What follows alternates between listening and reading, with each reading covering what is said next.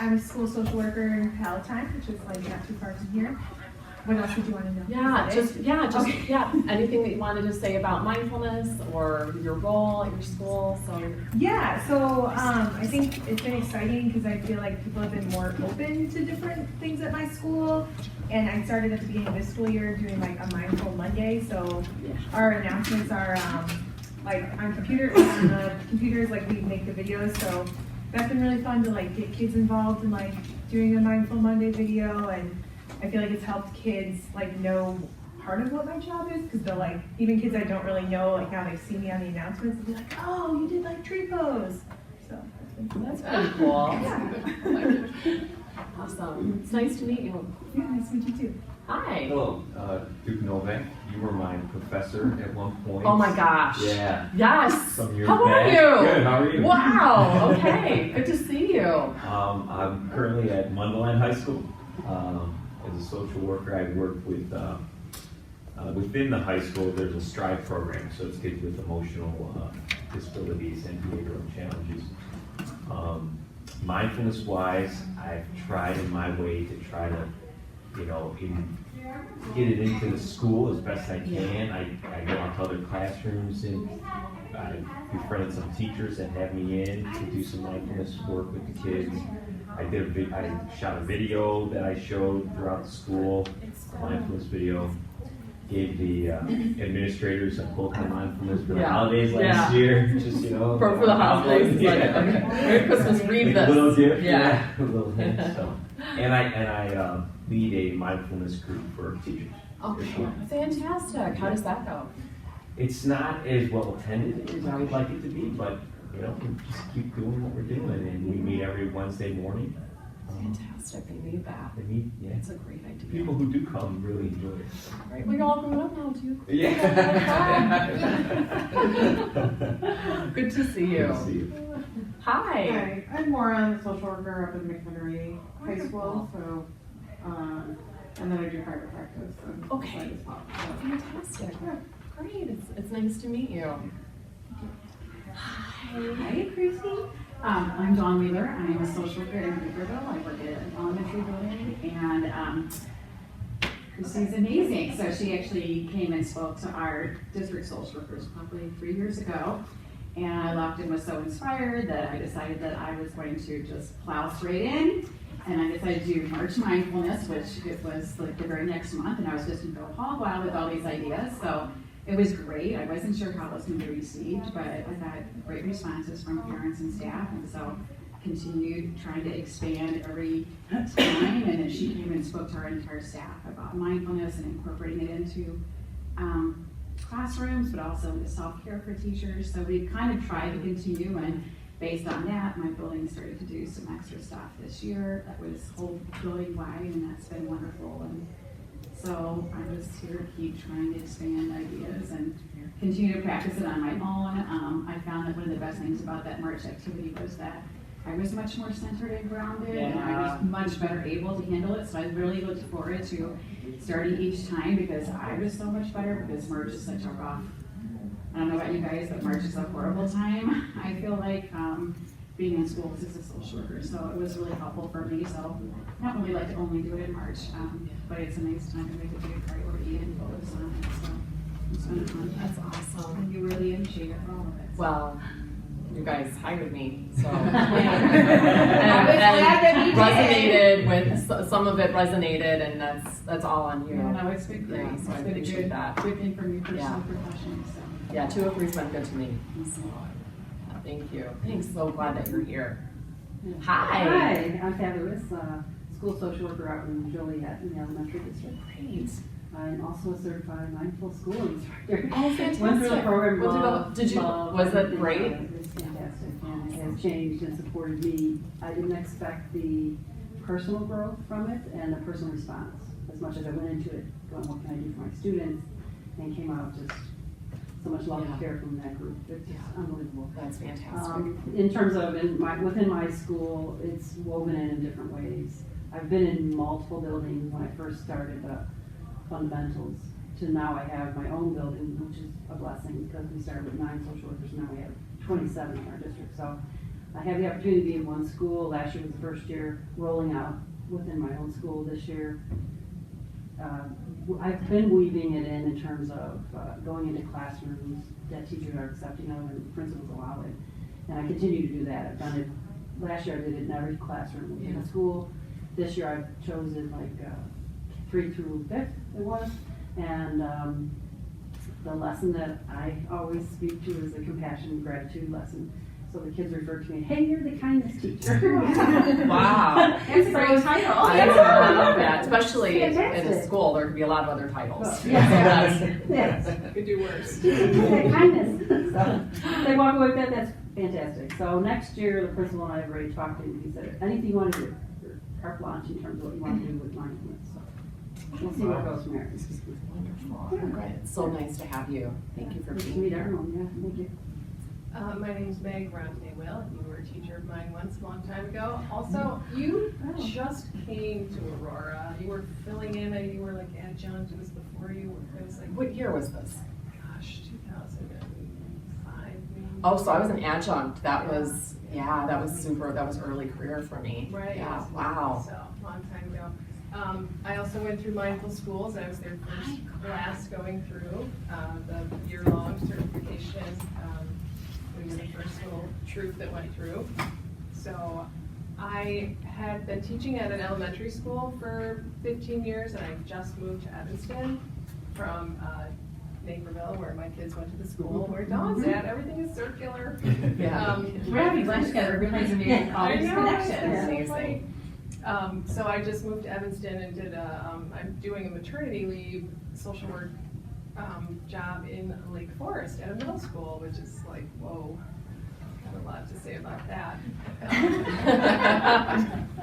It's interesting, but at my previous district, I was doing what you're doing. I did Monday mindfulness with staff, and I just kept doing it, and the same thing, like it was scattered, but the people who did it loved it, and I just believed in it, and it kind of caught on a little bit.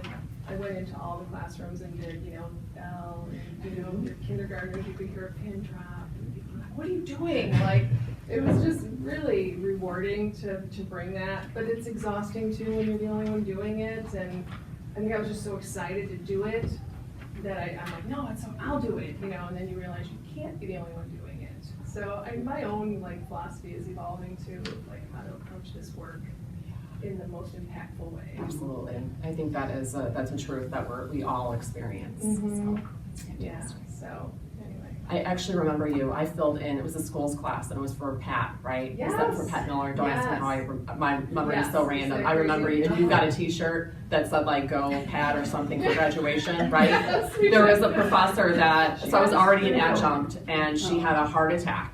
It was teaching the school social work sequence, and she had a heart attack in the middle of the semester. And so I jumped in to help her. And I remember being conflicted because I was that was the same time as my power yoga class.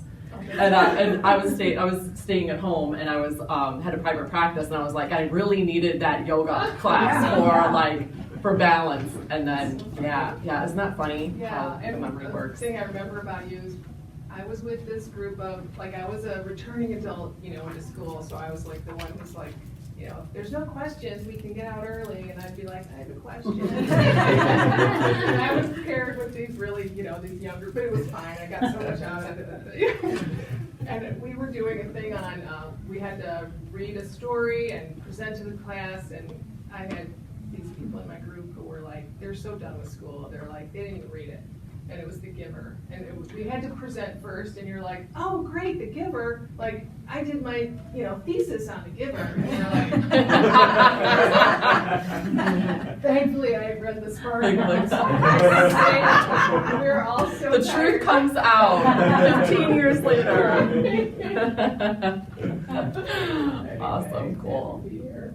Glad that you're here. Thank you. Thank you. Hi. Well, I may be the lone Kansan. I'm coming from Kansas. All It's right. a pretty small town too. You probably know Kansas City, but it's Hutchinson, Kansas. And I've just evolved into the schools. This is my 4th year. I'm a school social worker. And I started off with kind of similar to, we had two social workers, and we covered elementary, middle, and high school. It wasn't social work. And I came from the mental health center, which I worked in crisis therapist, and I did a lot of mindfulness groups. And I was trying to push it a little too soon, and they were just, absolutely not. The principal, that I'm now down to 2 schools, and every year is gotten a little better and better. And I do mindfulness groups first thing in the morning, but it's with a select group. Most of my caseload is kids on IEPs. I do have a lot of at-risk that I have to move them off because I have so many other kids to work with. So I think they're becoming more and more open to it, and just gonna give that, that's for sure. That is, wow, that's wonderful. And Thank we're you here. for being here. Yeah. How did you hear of this conference? One of the teachers, if we're talking, this is a very small school. And one of the teachers and my principal asked me, and I was kind of shocked because I have multiple the 2 Yeah. buildings. And I am just so happy to be here. Because all the other education being pulled in has been, it's got a little hard to relate to. It really has been. Just even having that mental health background, and we just, for the first year, we have the mental health center that occupies a room and does therapy with kids, and we still can't provide what they need. We have a case manager that's in there full-time as well, and there's just really high need. Yeah, so I'm glad to be here. So happy that you're here, Susan. Thank you. And you're just in time to introduce yourself. I was getting interviewed upstairs. It's really kind of jarring experience. Wow. Might recover soon. This might need a little mindfulness. So who I am, where I came from. Yeah. What are you doing with mindfulness Okay. in your place, your organization? Okay, my name is Gretchen Hibben. I'm a school adjustment counselor, which is kind of like a social worker. I don't know if they exist everywhere. Right outside Boston, Massachusetts, in the Southborough. I work in middle school, and things like that. So what are we doing with mindfulness? We have, about 5 years ago, we started up, colleague and I who are here together, started up a elective for our 8th grade students. We use mindfulness with the 8th graders. We have some more school-wide initiatives in place, from the small little mindful moment in the morning to some larger things that we're doing in the school. We also use mindfulness, I do personally with my smaller groups, social pragmatic groups, kids with behavioral emotional disabilities, ASD, autism, spectrum disorders, all those kinds of things. And also my individual counseling. So in my individual cases, we use a lot of mindfulness mixed with CBT-based therapy. Like MBCT or mindfulness with CBT? Mindfulness With, CBT. okay. Yeah. Awesome. Thank you so much for being here, Gretchen. It's nice to meet you. Hi. Hi, I'm Kristen Golly. I'm the founder of Unity Wellness Group, and we've been teaching and doing mindfulness programs for 13 years. We started off working with corporations. That was really the movement then, as companies really putting a focus on their employees and their engagement and their happiness and bringing wellness programs. So we would work with the human resource individuals and help them build their plan and recruit their committee and provide them content and wellness plans. And MBSR at work was a part of our curriculum, but back then we would have to call it stress management, or nobody would really, it didn't resonate. Right. And so we had 36 stress management modules, which were all mindful based. Yeah. And we did wellness, we do nutrition, we do all sorts of wellness programming. And now I can say 12 years later, MBSR is one of our largest programs, and it's being requested. And about 4 years ago, we started migrating into schools. Schools started contacting us. So yeah, we've recruited and have like 25 mindfulness teachers. Whoa. Where did you say you're out of, or where, We're local in Chicago, but we are nationwide. We have teachers, what's the name of it? Unity Wellness Group. And we have a table here and some materials down there. The programs that have been so rewarding and so exciting that we've done in the last few years are 6, 9, and 12-hour programs, curriculum for high school students who have stress, vulnerabilities, behavioral challenges. We have a freshman boot camp that's a 12-hour curriculum that's offered in the summer, and is, we recruit the social workers, talk with the feeder schools, with kids coming into the high school. We have a mindfulness leadership academy for AP students. As you know, they are very stressed and put an enormous amount of stress on themselves, and it's very experiential. They learn a lot of relaxation techniques, a lot of mindfulness, meditation, and the evaluation surveys that we get back are always 5s, which I was very surprised. I know that people at companies are like, thank you for bringing this to me, but to have kids sitting there 3 hours a day, in the summer, that kind of had to be there. It was unexpected, so to see how it's really enriched their lives and given them tools that they can apply is fantastic. So we're a resource to schools where they don't have it, or they need, they need more, they just need the materials. They don't have the time to sit down and, license and research and, create this curriculum. So we're kind of patching that hole, but it's amazing to see the movement happening and to be a part of it. Thanks, Kristen. Thanks for being here. Hi. Hi, I'm Lori. I'm a school social worker right down the street in Roselle, elementary school. I'm just shifted into schools 3 years ago. Was in mental health and private practice for like 15 years before that. When I started in my school, there was no SEL curriculum, nothing. So I've gradually been trying to get them to shift. Yeah. So our director of student services is fantastic, and she sent like 6 people from the district here. My school administration, my building administration, not so open-minded, very focused on the academic piece, and so hoping to be able to bring something back to get like a shift and allow some of this work to come into the classrooms, which I know the teachers would love. Right. Oh, good. Yeah. Well, I hope best wishes with that process. Thanks. Yeah. Thank you for being here. For sure. Hi. Didn't forget about you. I'm Jackie. I am from St. Louis, Missouri. I'm a school social worker. Have been that's the only thing I've ever done. So it's good. St. Louis is really different in that their special education is provided by a different school district than the regular education. So I work for the special education school district in St. Louis, but I work in the LEA is what we call it. So I work in 2 middle schools, but I only work with the students who have IEPs or 504 plans.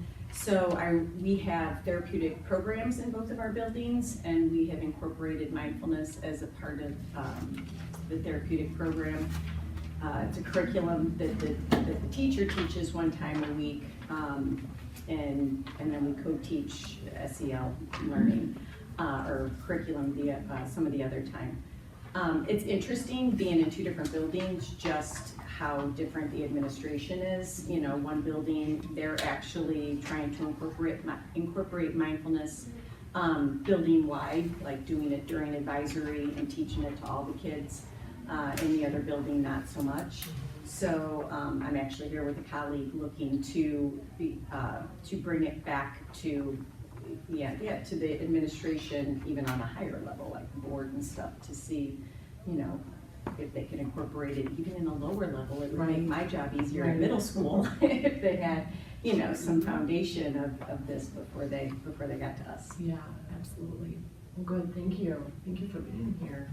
Did you drive? We did. Yeah. We did last night. Yeah, like a 4-hour. It's like 4.5 hours, something like that. Okay. Wasn't too bad. Okay, good. So,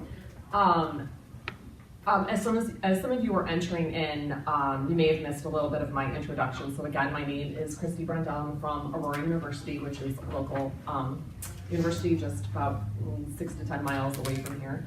And our breakout session today is focusing on the future of mindfulness in school social work practice.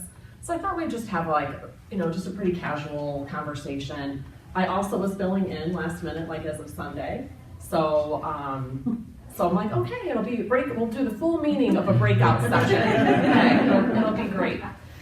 So looking at kind of the current status in the schools, as many of you have already talked about, it's being implemented from nothing to various levels.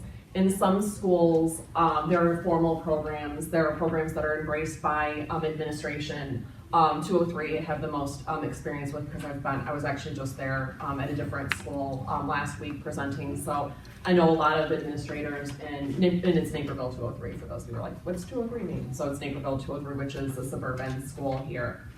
And when administrators, as you know, when administrators catch on, then that is when it really becomes a game changer. The other piece of that, as a couple of you had mentioned, is that we've found that mindfulness-based interventions within the school, no matter who is implementing them, if it's the classroom teacher, if it's adaptive PE, if it's the school social worker, has been what research has been showing, and as you had even said with your qualitative observation, is that it has secondary benefits. So those secondary gains are to those who are actually implementing the mindfulness curriculum. So either through something, a full-on curriculum, or if it's just a guided practice. There's a program called Learning to Breathe. Laura Baykosh, who was local, she actually lives in Florida now, had done some of the original research on this through her program, which is called Learning to Breathe. And it's basically, I think they have a brand new app now, although I'm not familiar with it. But basically, just playing like mindfulness meditations over an iPod. So that'll kind of date from like when she was starting from an iPod, and then playing that in the classroom. And what they had found through early research is, the teacher was able to just kind of sit at their desk and kind of just listening in on the audio version of the meditation. And they were finding secondary benefits. So then there were actually sub-research that was then taken from this accidental finding, and that is something that is growing. So we're finding more and more about that. But it's also another way of administrators buying into mindfulness.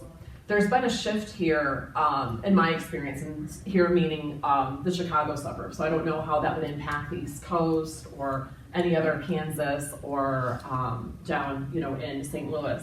But there's been a shift here where administrators are definitely catching on to the concept of mindfulness for their kids, but also where they're looking at that self-care piece for their teachers. So I facilitate a yoga and mindfulness teacher training for professionals. So that is for people, again, in education, healthcare, and mental health. I get more social workers, obviously, because that's who I know. I'm more familiar with social work from up there. Once upon a time, my students, obviously. And I had a school district who actually paid for the training last year which was the first time that I had facilitated it. I'm now being asked to go into schools, not so much to talk and to train educators on how to implement mindfulness to their students, but how to use mindfulness for teacher self-care because of the high rate of burnout and secondary traumatic stress, which is kind of one of those unspoken things that is happening to teachers and happening to social workers. And it's been happening to us for a really long time. We just are now becoming more aware of it. And it's hurting because as in Illinois, at least, there's a big teacher shortage. And it's much worse as you move away from the suburban area. There's also a school social work shortage downstate, mid to downstate in Illinois as well. And there's a lot of factors that are contributing to that. But if the pay and the salary isn't compensating enough to where someone is willing to deal with that high stress job, if that makes sense, you're gonna be finding that the rate of people leaving your jobs is obviously is gonna be more prevalent than those that at least are more financially supporting their staff. So that's been a real interesting shift that I've observed through the last year. schools are working to try to mediate this more increased prevalence of mental health issues and behavioral issues with their students. We have some obligations within, again, my knowledge base is more from the state of Illinois, to where we need to be implementing these social and emotional curriculums. And we're finding that, and I remember because when I started out as a school social worker, we were implementing a program called Spectrum. I don't know if anybody remembers the Spectrum curriculum. This would have been from Is this the VHS tapes? the VHS tapes. That's right. And there was DVDs then, but it was, they were, but they, you know, it takes, when a district's paying for stuff, you're gonna be holding on to those VHS tapes as long as, you know, as long as possible.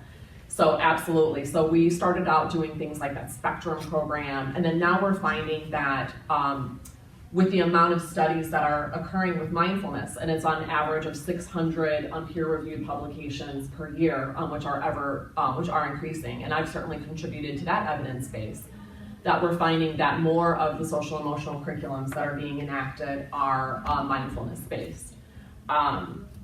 So CASEL, as many of you I'm sure are familiar with CASEL, has been kind of I wouldn't say a clearinghouse, but that's been definitely a place where, like a depository of a lot of the evidence-based curriculums.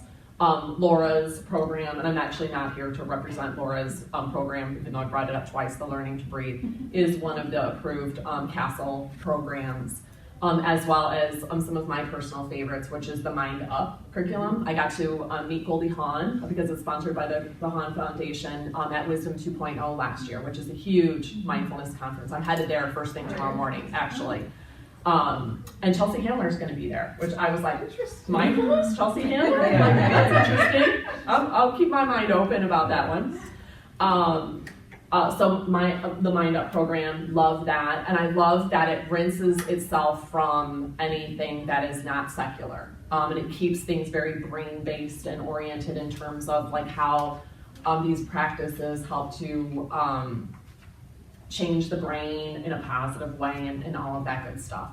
Can I just ask a quick question? Absolutely. Because the big challenge we have been having is when we want to bring in these curriculums into the school district, we're coming up against our curriculum and instructional people in the district saying that these are not approved through ISB. They might be like curriculums that are evidence-based, as you say, and CASEL approves them. Right. But when it comes to ISB standards in terms of being curriculums that we can utilize in the schools, that's when we're running into hiccups, because they're saying that they have to be both bilingual and monolingual, as well as meet other standards. And so our school actually did Mind Up training. Yeah. We moved forward for an entire year. The district found out about it and took it away because it wasn't ISB approved. That is So interesting. yeah, if you have any information about that moving down the road, I'd love to, because I'm wondering how many other districts in the state of Illinois will run into that problem. ISB approved. That's interesting because they barely monitor SEL. You know, it's not. I happen to have a CNI, like curriculum instruction department in our district that looks at all curriculum, has to approve all curriculum that we use in the district. I mean, it just. I know, so I'm just saying. That's interesting. The second step is. Second step is approved. bilingual. There is, Yeah. they have a full bilingual Right. piece, whereas And they have does not. Right. mindfulness in it now too, you know, which you're. Yeah, but I mean, as more of these curriculums come up, and that, you know, people are gonna want to start experimenting more with the mindfulness curriculums, and I wasn't aware that we went into this big roadblock. I think you might be one of the only running into that, but We're thank also you. the second largest School, in right. Illinois, so get ready. Right. I mean, I'm assuming it might start to come up more, I don't know, but it's put a stop. 46. Interesting. Thank you for saying that. I'm definitely going to look into that. And I will, if you're interested, if you signed this here, I will follow up Okay, and then let you know what I find out. okay, cool. It won't be I would next love week, to but challenge them. yeah, Yeah. It's obnoxious, really. yeah. I have seen that as a deterrent as well. Okay. On our side, which is why a lot of our programs have become school-sponsored and funded, but optional and elective and not a part of the core curriculum because of the review. And Yeah, if you want to roll it out universally, then that's where you run into the problem. Yeah, exactly. And I think they could have been overcome, but it's just too much, another thing for the school to do. Yeah. So if they want it, they just kind of offer it in and give it to the students that want to do it in their own time. Backdoor it Mhm. and, like, that's what we did, and we got Right. found out. Yeah, and certainly if you're implementing it as a school social work intervention, that would be We were different just than. implementing it as a tier than- one than a intervention tier for one. trauma-informed care work. Yeah. That's what, and so every classroom was doing it, like we had science doing Yeah. it, we had math doing it. It was great. The kids even asked for it, which Yeah. is so sad. It is sad. But anyway, That's an interesting roadblock. Yeah, thank you for saying No, that, it's that's okay really to me important. And then kind of speaking of that, looking at training. So training of those who are implementing mindfulness varies from winging it, like, oh, so my colleague said that this worked really well in their classroom, so let's hand me those handouts and let me try this and see how it goes. To moving all the way up to formal types of training, like the learning to breathe, which is also another one of my favorites, where you could have, actually Patricia Broderick come to the school and do a full school-wide or district-wide training on learning to breathe, same with the Mind Up, with the mindful, was that you were trying to mindfulness in schools? Mindful schools, yeah, mindful schools, to going to a mindful schools, that, is it a 2-week? No, it's a year long. Oh, it's a year long, but don't you go there for? You go at the beginning. Yeah, at the very, and then at the end. It's a whole cohort thing. It's pretty intense. Yeah. Yeah, fantastic. That's awesome. Yeah. So going to that, you know, to They have that, believe you have to, they are really strong on you have to practice to teach. yes. Which I agree with. And that's where I'm getting at with this, is, you know, I think that we do our students a disservice if we don't have our own practice, and this is something that we are implementing. And I liken it as a swim teacher probably needs to know how to swim before they can teach someone else how to swim. And as you know, as I assume most of you are, if not all of you are, mindfulness practitioners. And you know that there are idiosyncrasies that go into the practice that you would never be able to teach unless you were aware of what those types of responses could be, like internal responses, as well as what to expect from, what you may expect from others while you're facilitating the practice. So the training varies, and there isn't, you know, mindfulness within itself isn't like a regulated profession. It's an adjunct to different types of disciplines, or a discipline within itself, obviously, that is also, that is not regulated by any particular licensure foundation, although they're trying to formalize it more. There's a couple of organizations that are trying to make it so, like, if in order to teach to be accredited, there's certainly the MBSR training program through, there's a lot of them now, but UMass was the first one, and then UC San Diego, and there's one in Utah. They're sprouting up all over. But no one needs to have a certification. And you can also get it for $25. I saw it on Facebook. There was a mindfulness certification for $25. So if you want to pay me $25, I'd be happy to give you a mindfulness certification as well. So what's that? You're gonna use the color printer. That's right. I'll use the color printer. Maybe even have your cardstock. So there's a degree of training and a degree of quality training that we may or may not receive as those who implement mindfulness in the classroom or in any type of setting. So research. So as I had through my first introduction talking about mindfulness in terms of outcomes of mindfulness in the schools. And my colleagues and I conducted the largest systematic review and meta-analysis to date, which was published in late 2017. And we collected all of the data from all of the schools. Laura's study was actually even in there too. Again, not intentionally plugging her, but I'm saying it's that inclusive, where we had looked at mindfulness for these outcomes. So we looked at social emotional, which as a social worker, that's something obviously I'm very concerned about. We looked at cognitive outcomes, we looked at behavioral outcomes, and we looked at physiological outcomes. There wasn't enough data to analyze physiological outcomes, so scratch that. Behavioral outcomes, and academic outcomes. Academic and behavior were we're significant, but not, let me rephrase that. We're positive results, but not statistically significant. But it was positive and statistical significance for both social, emotional, as well as cognitive outcomes, meaning the process of thinking, obviously, which makes a lot of sense because mindfulness is a metacognitive practice at the very least.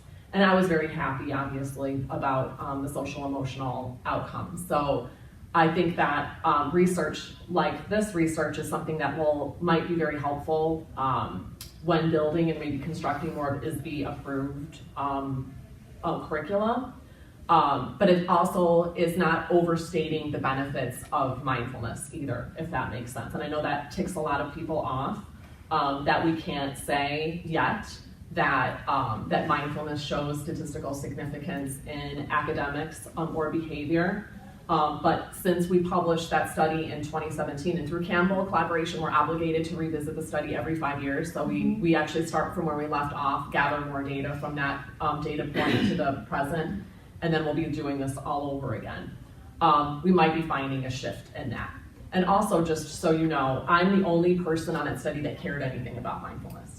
Okay, so like, so in terms of looking at like a bias, yeah, there wasn't any. I had 2 educational researchers, one from UC Irvine, one from University of Texas at Austin and St. Louis University, and then myself here from Aurora University. So aren't they doing some in Wisconsin at Richie Davis? At the Center for Healthy Minds. Yeah. What they are finding, they have some published stuff. Absolutely, and we're, with a meta-analysis, you're taking the data that's already been out there, so it's not original research, but we're collecting all of the data of all the published findings and then pooling that data just to look at outcomes. But for our purposes, yeah, social emotional outcomes are statistically significant, which is something that we can then feel confident about moving forward with within our practices. Critics of mindfulness research state that there are issues with biases among researchers and relaxed protocols. So that's actually one of the reasons why I wanted to mention that our study is exempt from that. And if you read it, you will see that actually the language is not real positive, okay? But I would also like to add that the Dalai Lama also has been critical of mindfulness research as well. Like, he supports it. There's the Mind and Life organization, which is something that he devotes time and resources and money to help support mindfulness research. But he also has said we need to make sure that the studies are rigorous to be able to demonstrate appropriately that these outcomes are that they're statistically significant, and also looking at any of the issues that mindfulness may be triggering with trauma, for example. Okay, and there's David starts with a T, and I don't even know that I know how to say his last name, even if I could. It's like Treffen. David. The Mindful School. He has a book. Yeah, he'll be presenting at Wisdom 2.0 as well, and he has a book called Mindfulness in Education. Well, there's one specific to trauma-informed mindfulness, and it's a game changer. It's really, really good. So that's something that we have to, that we also have to be aware of, is being good. I don't know if anybody's aware of Sam Himmelstein, who also is a mindfulness trauma teacher, and he has fantastic online courses. It's very personal, and he also has sort of more intensive in-person. So if you look him up, Sam Himmelstein. Okay, Yeah, wonderful. he's Thank you for phenomenal. sharing that. Speaks all about that. Yeah, Wonderful. That's good to know. Yeah. Because it's important that we have, that we don't overstate the claims, and that we're also keep in mind that that mindfulness can trigger, it can trigger traumatic stress in our kids, and what we need to do to try to be trauma sensitive within those practices. Do you think part of it is it's hard to capture the results more than that? It's not that it's not working; it's you can't overstate what it's like. It's very hard to measure. So It is, because we don't care about measuring mindfulness. Like, yay! You know, little Joey's mindful, great. Schools do though, I mean, administration. Well, what we care about is measuring behavior. We care about measuring academics because that's why school social workers are even here, is to support the academic process, right? We care about their internal and externalizing behavior and those mental health concerns that they're bringing to schools that's causing distress. So those are the things that we care about. Those are the outcomes that we're measuring. You know, we're doing Connors, we're doing Beck, you know, the different types of Beck scales. We're doing all this pre and post mindfulness interventions because those are the outcomes that we're most concerned with. So it's great to have a mindful kid, right? But what we're really looking at is how it's playing out within those particular outcomes. And it's super hard to measure because it's a human being. So any type of study, so mindfulness or otherwise, and I've done many meta-analyses with school-based research, one with mindfulness, others with school absenteeism, others dealing with anxiety.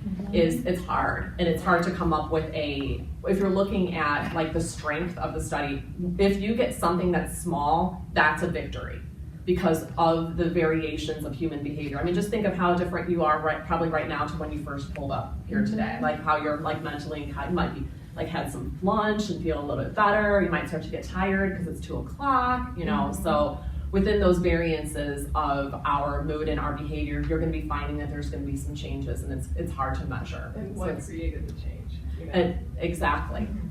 And is it going to be something that's going to show up and to measure something? Let me just state this here: to show that any kind of intervention has impacted academics for better or for worse is almost impossible to do, because you can't say this mindfulness class, this 8 weeks, made this kid get A's. Because what about the school support, the parent support, what's going on in the curriculum, not the mindfulness, but what's going on in the curriculum at that particular time. The kids' maturity level. The kids' maturity level, like who's sitting next to them, like all of those things. There's extra school supports. So having something say that this caused this in terms of academics is almost impossible to say. It's great when you can show a correlation, like wow, they happen to do this, and then to repeat that with different types of kids in diverse subject pools is obviously the most ideal. I'm so sorry for coming in late, and if you've already talked about this, carry on. Patricia Jennings' research. Yeah. That she's been doing. Have you already covered that? No. Oh, sorry. I was just wondering what you thought, because it is so challenging, right? And she is sort of my go-to at the moment, just to kind of help my administrators kind of see that there is some benefit here for the adults, even just alone. Right. Yeah. But how in the world? And so I was wondering what you thought about, I mean, I totally get dosage, whatever. I mean, there's a bazillion variables that confound, but it's, what were your thoughts on that research that she's done? She's done it for just the impact on teachers alone, and that impact on the classroom, as well as impact on students. Tish is amazing. Personally, professionally, her research is great. She was just recognized at the Mind and Life conference in November for her contributions to the evidence-based for research. She's at the University of Virginia, for those of you who aren't aware. She's got the CARE program for teachers, which really helps to examine the self-care aspect, and she recognized that early on. And then she's also engaged in a lot of original research in terms of school-based research for mindfulness. So, like, yeah, I dig it. Yeah. Yeah, absolutely. So we already talked about the self-care piece, especially in terms of how secondary traumatic stress is a risk factor for those who are working in the schools. And also in terms of just like an overall discussion, like there are signs that this will continue to catch on. I've got a pin in this now with ISB, so that's something that I definitely need to circle back with. Well, it's the language components of the biggest barrier is these curriculums being offered in other languages. And more of a reason for diverse populations and those who are teaching students to be involved in this. Because stereotypically this tends to be a white person like thing that, oh wow, even though historically it's definitely not. Mindfulness has its roots in, has its strong roots in Buddhist practices. And then we've kind of washed away from any religious connotation as we've moved through using it as a secular practice. But the more reason for, for us to really be encouraging diverse populations to be not only involved in being recipients, but also as teachers of mindfulness. I have an intern right now I have a company, Perla Vida Wellness, and that's where I support educators, mental health, and healthcare professionals. And my intern is, she's Latina. She is fantastic, and I have no doubt that she's going to be taking this. And so as my mind is on this, I think, wow, she could be someone who could be translating some of this curricula into Spanish. There's, through Mindful Schools, they have all their curriculum translated into Spanish. That's fantastic. Great. And in our cohort, there were people from all over the world in our group, and it was really interesting. So I'm sure that's a good resource. Yeah. Their website. Great. Yeah, good. Thank you. Also, a benefit is that it can be really affordable to learn. Mindfulness doesn't have to cost a lot it can. Like, you can pay a lot of money for mindfulness if you like. But mindfulness at its core really isn't something that you can just pay for with an exchange of like, here's some money and now I'm mindful. If it was only that easy. Yeah, if it only was that easy, I would definitely be paying for that. But the practices with themselves, you don't have to pay for. You don't have to pay for these subscriptions and all that. Calm Classrooms now has actually a free subscription for classrooms, which is really great. So there's a lot more foundations that are making this more accessible to to the masses, because it's something that obviously is found to be real helpful. Can I, in terms of Calm Classroom, I know that Tracy really wants to make sure that the adults are really trained well before they bring it into the classroom, and that's sort of some of the pitfalls you have to kind of be aware of before you access all the free, whatever's free or whatever, is to make sure that the people who are using it or sharing it are really fully trained and have their own experience. Absolutely. Yeah, we did talk about that. Okay. Yeah, that is, because that's one of the most important things in my opinion, is again that training and that experience with mindfulness. So businesses are being created specifically to address the demand, as there are a couple of us here, who are representing that aspect of it. So, based on your experiences, what are you foreseeing in terms of the future of mindfulness in schools? Sorry. From the peanut gallery. We are really in this larger district conversation about completely reassembling the entire social emotional program. Where are you from? I work at a school in the North Shore. Okay. Yeah. Which school do you work at? Washburn. Do you know? Yeah, I do actually. Okay. And what's your name? Barb King. Okay. Sorry. Okay, it's nice to meet you. I sort of barged in. No, you're fine. You're fine. And because there's so many important skills and strategies to sort of knit into what a child needs, whether it's social thinking, zones of regulation, all of that, and how does this all work together? And I think really where we ended up with the primary thread was the element of mindfulness, that because that's sort of an internal thing, that that cultivation of awareness and reflection and things like that, and sort of helping them develop those neurological resources that they are no longer coming to us with, as sort of the core piece, and that it helps them to access the SEL lessons. It helps them to access social thinking. It helps them. So that in our district, that's what we're trying to do. But it has been a long time coming and a lot of energy spent to kind of get everybody on board. But I think we're there. Great. So awesome. Thank you, Barb. And feel free to scooch on in too, like, yeah. I thought that you were like a representative of like popping in and out of the room, so yeah, thank you for being here. Anybody else considering the future of mindfulness within schools and school social work practice? Where do you see it moving to? I have a question for you. Sure. At Aurora University, do they educate the soon-to-be school social workers in mindfulness these days? Because I developed a class.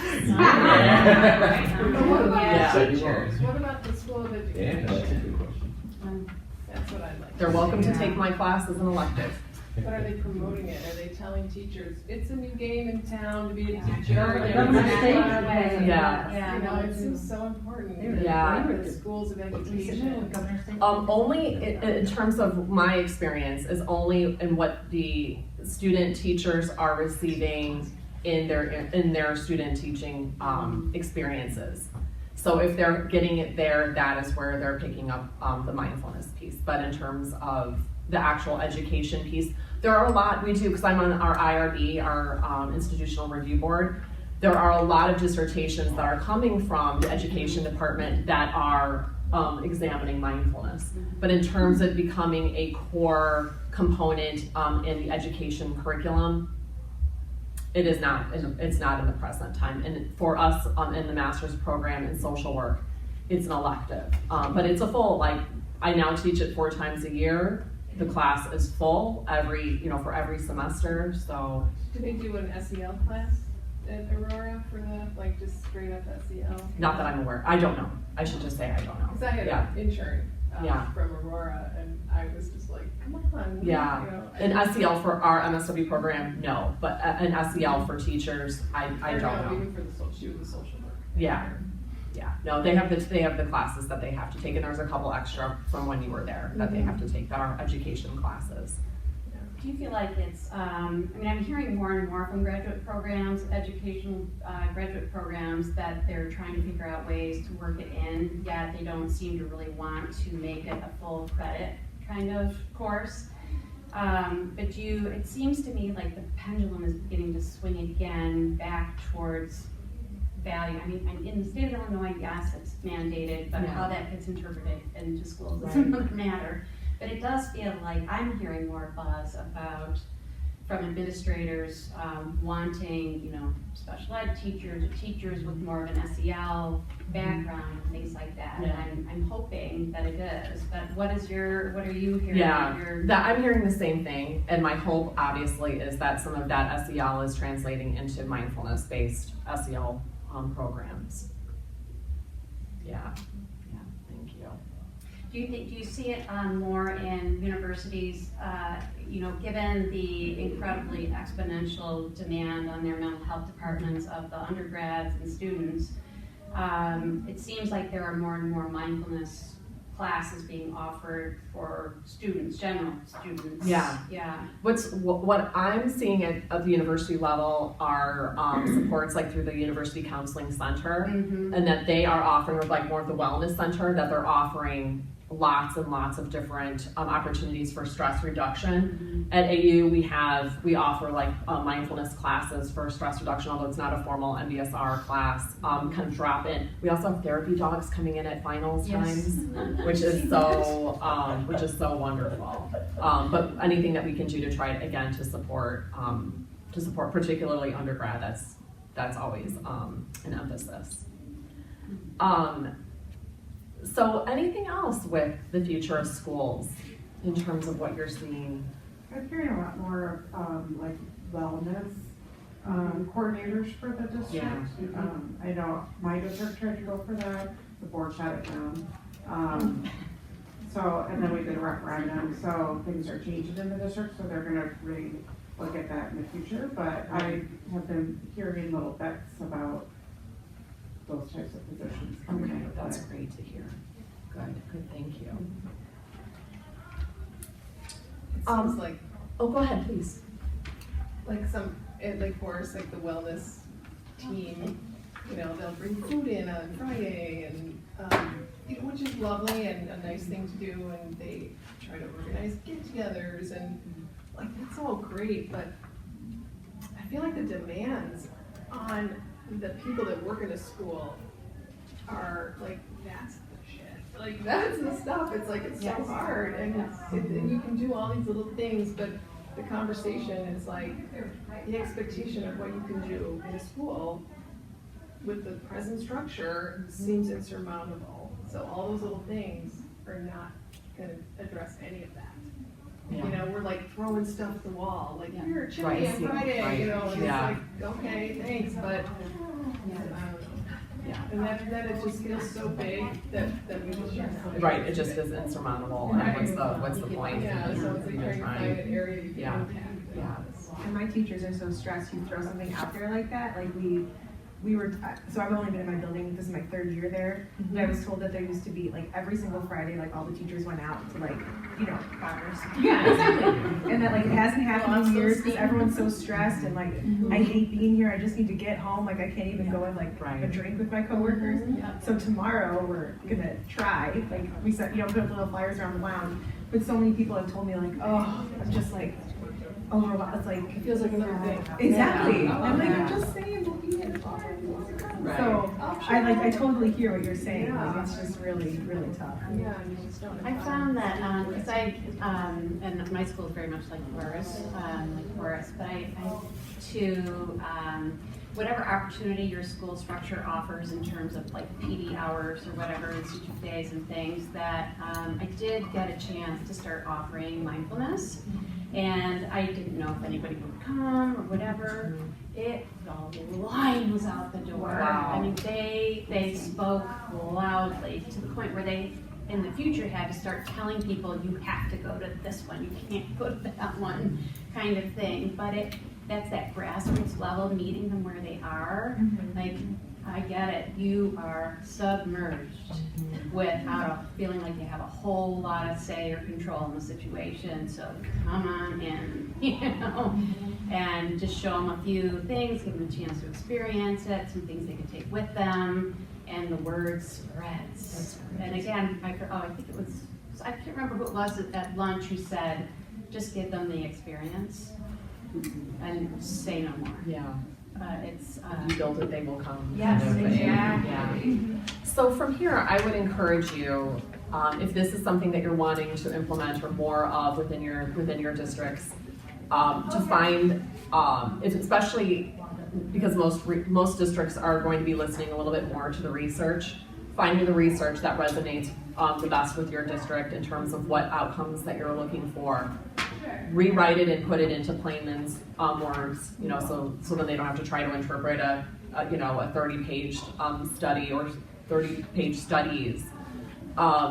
Start with your administration and then moving your way up to the Board of Education as you get the support of others, and emphasize the piece of secondary traumatic stress being an occupational stressor within schools, and kind of one of those things that are not, that are unspoken types of things. And the statistics speak for themselves in terms of how many, they know, like you don't even have to tell them that, of how many teachers and other support staffs are leaving due to increased stress and difficulties managing everything that's managing, you know, within a classroom and schools. Thank you so much, I appreciate it.